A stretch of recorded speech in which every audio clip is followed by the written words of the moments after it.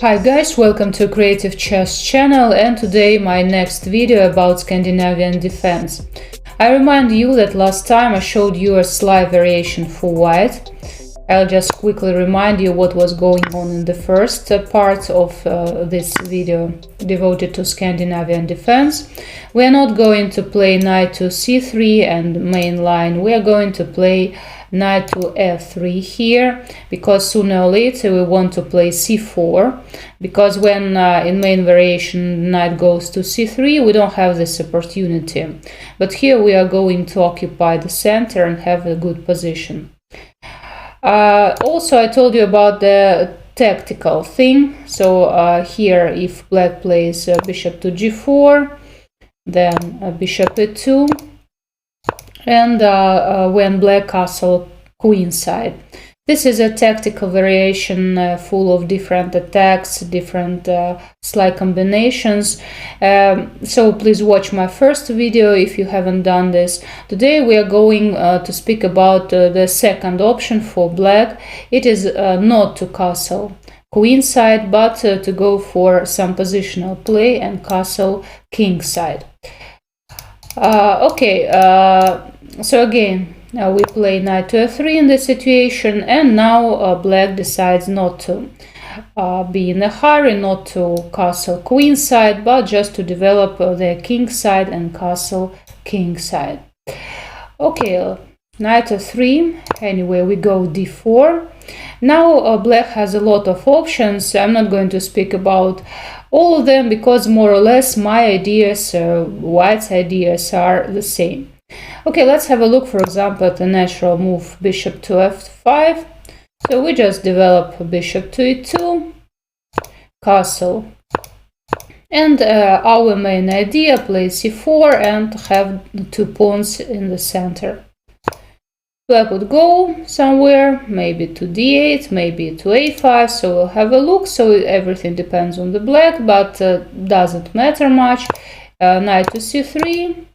Here we may exchange the bishop also to have a bishop pair, and after a bishop to 3 we have control over the center. Black's position is a bit passive, and you see that white has an advantage here. So what else? If they play knight to c6, no problem, we can play c4, and then we can play d5 also, and also have a good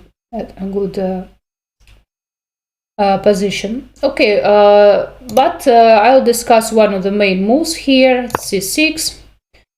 And now we are following the game of Grishchuk, Alexander Grishchuk, who was playing white. Actually, in this position he played bishop to e2, castle, and again you see the same ideas, c4. His opponent this time retreated to d6, and knight to c3. The game was quite long because I told you it's a positional game, and I don't think that it's possible to win here right on the spot unless your opponent blunders. But okay, let's go on a bit with their game.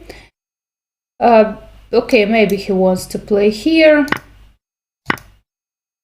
rook to d8. So we are bringing the rooks into the game. Rook to c1. You see, you may just remember how Grishchuk puts his pieces. And he makes a square for the bishop to retreat there. The black played rook to d8, bishop g2. You see, it's not in a hurry, nobody's in a hurry, but finally, after some preparational moves, Grishchuk decides to act. After e5, he plays c5 and b4. Knight to e5, rook cd1, and I think we would stop here. You see, white has a file, an open file, and Grishchuk in the game also played a nice move g4, f4, yes, and f5, and you see that now he has a lot of space advantage, bishop pair, So everything is super cool, and white's position is a lot better. Of course, Grishuk won, but it took him about 20 moves more. So as for us, guys, I would like to show you my game. Just as an example, what can happen not on the high level game, but on our just common level, yes, of WFM, let's say.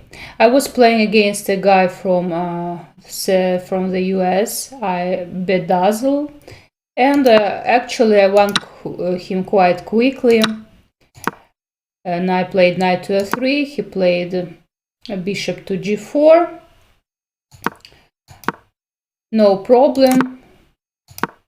Knight to f6, d4. I told you it's, you see, bishop e2, castle is our program move, and of course after e6 I played c4. It's again like in Grishuk's game, it's more or less the same. Knight goes to c3. To e3. Guys, just remember the plan. So no moves, just not move order is important. So you just need to put the pieces like that.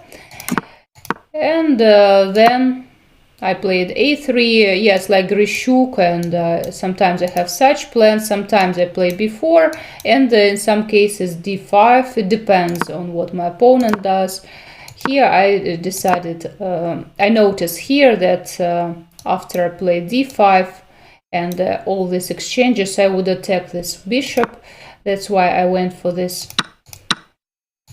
And my opponent here made a mistake. He exchanged everything, and after this it turned out that I'm attacking a pawn on b7 and his bishop on h5.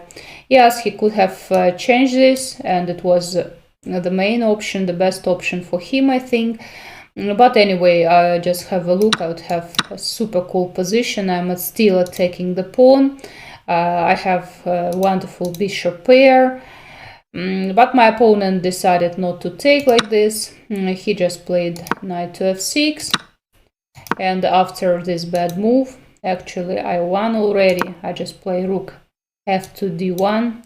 He doesn't resign. He played some more moves like these ones, yeah, but okay, I took his queen, and actually he was playing till the end, but it doesn't matter, it's not interesting for us anymore.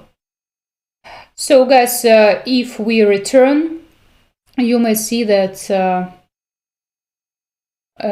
so again I'll just repeat that we need to take and play not knight to c3 but knight to f3, keeping into mind the c4 move, d4, bishop e3, bishop e2, and castle kingside. Okay guys, I hope you liked my video. Please subscribe to my YouTube chess channel. See you in my next videos, and bye bye.